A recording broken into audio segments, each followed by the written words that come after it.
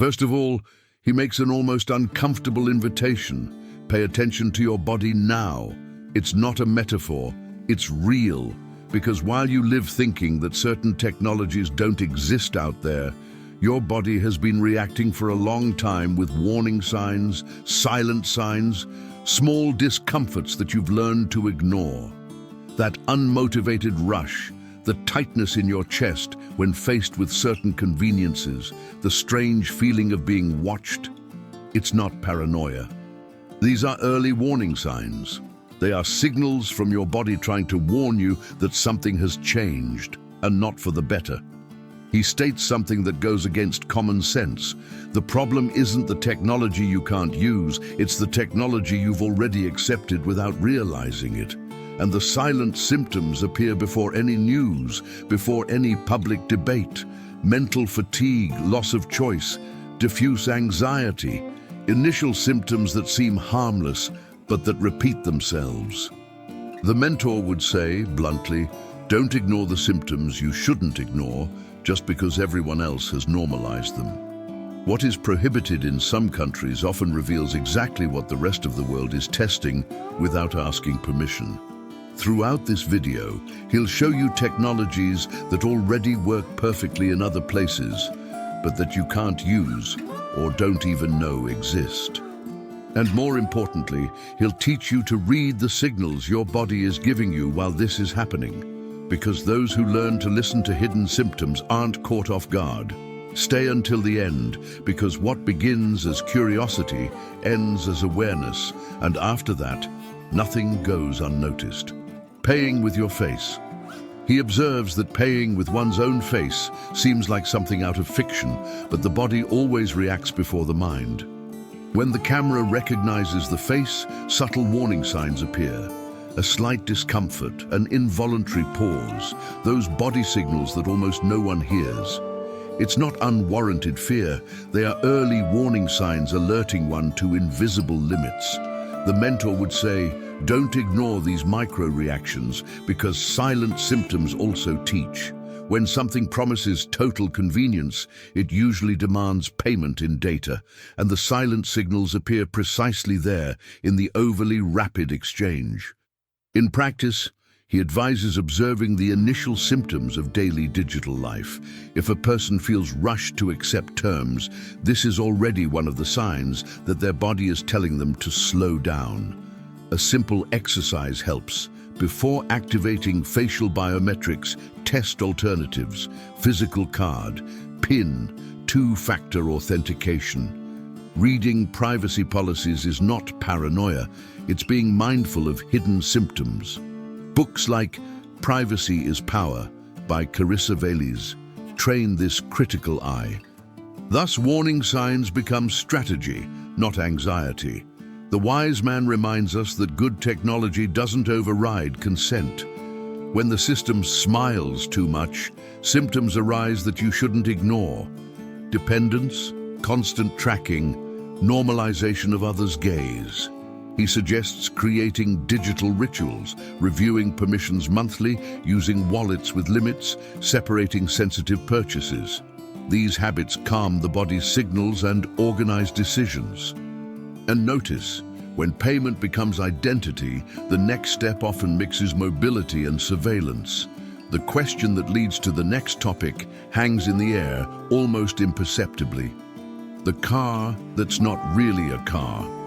He observes that some vehicles look like cars, but behave like something else. The body notices first, a tightness in the stomach upon seeing sensors everywhere, warning signs that appear without fanfare. These are early warning signs, indicating that the promise of autonomy may conceal remote control. When the person gets in and everything is monitored, silent symptoms appear. Tension in the shoulders, shortness of breath. The mentor smiles and reminds, don't ignore the body signals when the machine decides too much. In everyday life, he suggests paying attention to initial symptoms when driving or calling a smart vehicle. If the route changes on its own and the user hesitates, these are signs that their body is telling them to question it. A useful practice is simple. Use manual modes when available, review trip logs, and disable optional telemetry. Reading The Age of Surveillance Capitalism by Shoshana Zuboff helps to understand these hidden symptoms. Thus, the silent signals become a compass. The wise man adds that excessive comfort demands constant vigilance. When the car isn't really a car, symptoms arise that you shouldn't ignore. Loss of choice, dependence on updates, opacity. He recommends concrete habits, preferring models with physical controls, demanding data reports, using temporary profiles. These steps calm the body's signals and restore agency. And note how this connects with environments where behavior is measured all the time. The next scenario amplifies this pattern, almost naturally. AI-monitored classrooms. He observes that AI-monitored classrooms promise focus, but the body reacts differently. A tense silence settles in, and almost imperceptible warning signs emerge. Restlessness in the hands, gaze fixed on the camera, restrained breathing. These are early warning signs that learning under surveillance changes one's internal posture. The mentor would say, don't ignore these bodily signals, because silent symptoms also educate. When every movement becomes data, curiosity tends to shrink. In practice, he advises noticing the initial symptoms in algorithmically evaluated environments. If a person avoids questions or is afraid of making mistakes, these are signs that their body is telling them to protect their intellectual autonomy. Simple exercises help, asking for clear evaluation criteria, using offline moments to sketch out ideas, studying in cycles without monitoring. Readings like Mindset by Carol Dweck help to confront hidden symptoms linked to the fear of judgment. Thus, the silent signals become allies of real learning. The wise man reminds us that technology educates when it expands, not when it constrains. If the room sees everything, symptoms appear that you shouldn't ignore: self-censorship, cognitive fatigue, artificial performance. He suggests concrete actions: setting pauses without a camera, alternating human evaluations, recording feedback. These habits regulate bodily signals and preserve curiosity. And notice how the control of flow and rhythm begins to move from the classroom to the road. The next theme extends this logic to collective movement. Road trains. He observes that road trains impress with their size and efficiency, but the body picks up on nuances before reason. Seeing kilometers of connected vehicles, subtle warning signs emerge. A respect mixed with tension, signals from the body warning of concentrated force. These are early warning signs that scale and risk go hand in hand. The mentor would say, don't ignore these silent symptoms. When everything moves in a block, error also spreads in a block. In practice, he suggests noticing the initial symptoms when dealing with hyper-connected systems. If a person feels discomfort with total dependence on synchronization, these are signs that their body is telling them to create redundancies. Simple examples: on long trips, plan alternative routes. In projects, divide critical tasks into independent modules. Reading the Checklist Manifesto by Atul Gawande helps to deal with hidden symptoms of chain failures. Thus, the silent signs become prevention. The wise man reminds us that efficiency without margin for error demands double the attention. When road trains dominate the road, symptoms appear that you shouldn't ignore: fatigue, overconfidence, technological dependence. He recommends clear practices: training in responding to failures, mandatory breaks, redundant communication. These precautions calm the body's signals and keep human control at the center. And notice how, as technology gains speed, it begins to race to save lives in minutes. The next issue lands from the sky with urgency: flying defibrillator drones. He observes that drones with defibrillators seem like modern heroes, but the body still speaks first. When imagining such equipment flying overhead, Subtle warning signs emerge, expectation mixed with caution, signals from the body asking for a checkup. These are early warning signs reminding us that saving lives requires extreme precision. The mentor would say, don't ignore these silent symptoms. When haste is high, mistakes are costly. In everyday life, he advises paying attention to initial symptoms when relying on automated responses. If a person feels immediate relief without confirming protocols, these are signs that their body is telling them to review processes. Practical examples help. Learning basic first aid, identifying public defibrillators, using official certified apps. Readings like Checklist by Atul Gawande reinforce the importance of paying attention to hidden symptoms in critical situations. Thus, silent signs become preparedness. The wise man reminds us that technology saves lives when it encounters trained people. If a drone arrives, but no one knows how to act, symptoms appear that you shouldn't ignore. False sense of security, passivity, human lag. He suggests clear actions, community training, periodic simulations, integration with local services. These habits align the body's signals with the right action. And note how, in protecting lives, tools emerge that also control the environment. The next topic interferes with the air, almost invisibly. Mobile phone jammers. He observes that signal blockers promise silence and order, but the body feels the cut before the head understands. When the cell phone suddenly loses connection, warning signs appear. Restlessness, looking around, bodily signals searching for reference. These are early warning signs that control of the environment also controls choices. The mentor would say, don't ignore these silent symptoms. Forced absence speaks loudly. In practice, he advises noticing the initial symptoms in places where the signal disappears without explanation. If a person feels anxiety or loss of autonomy, these are signs that their body is telling them to question the context. Useful exercises. Agree on offline contact points, set clear, self-chosen disconnected times, use voluntary focus modes. Readings such as Digital Minimalism by Cal Newport help differentiate hidden symptoms of dependence versus coercion. Thus, the silent signals become awareness.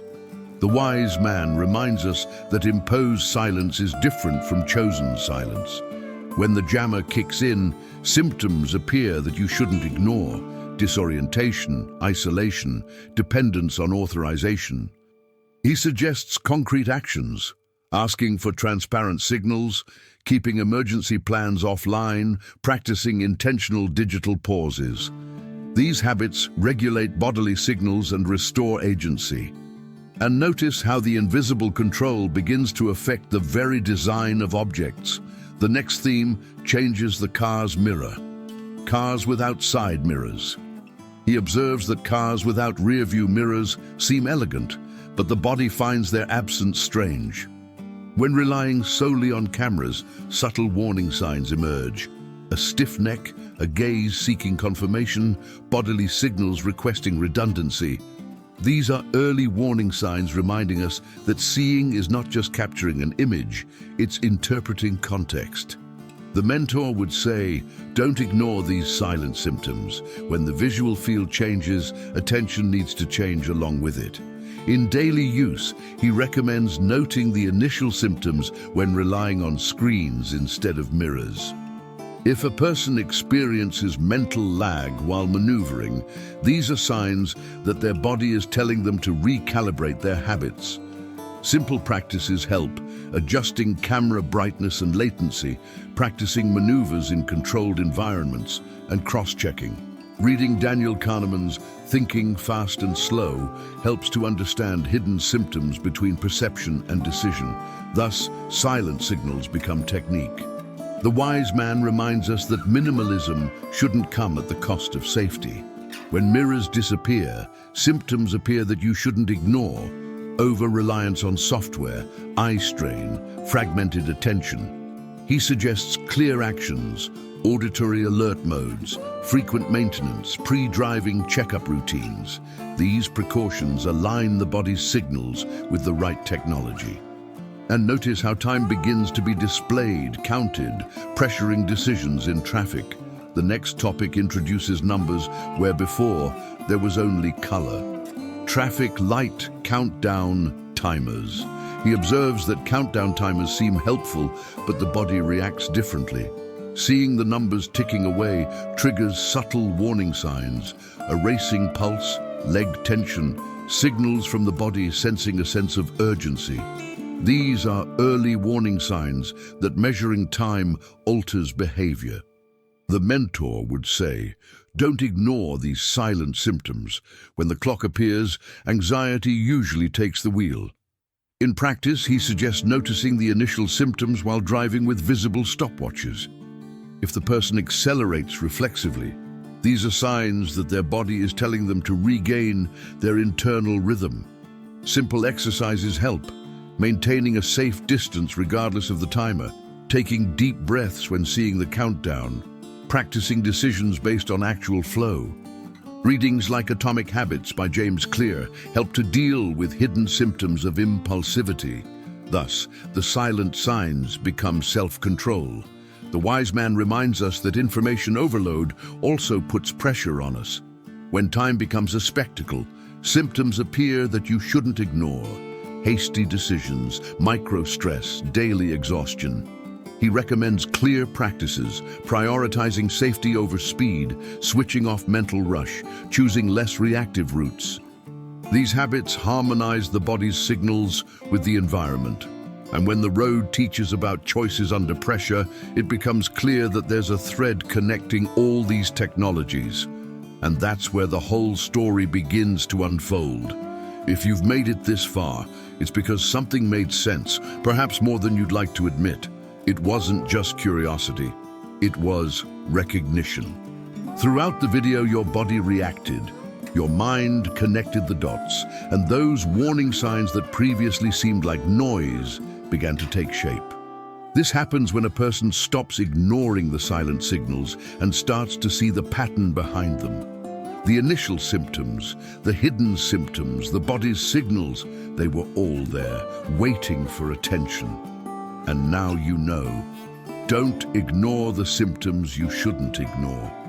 The true value of this content lies not only in the technologies that other countries use, but in how you learn to read the early warning signs in your own life.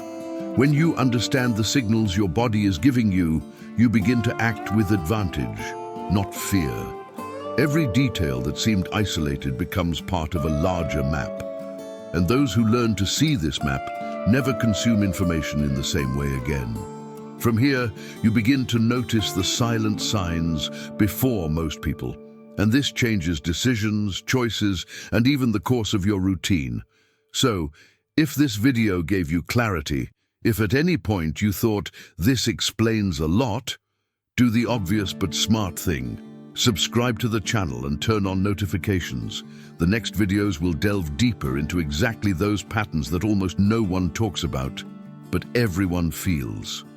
Stay with us, because learning to interpret the body's signals is a rare skill, and those who develop it always get there first. Want to continue awakening these signals together?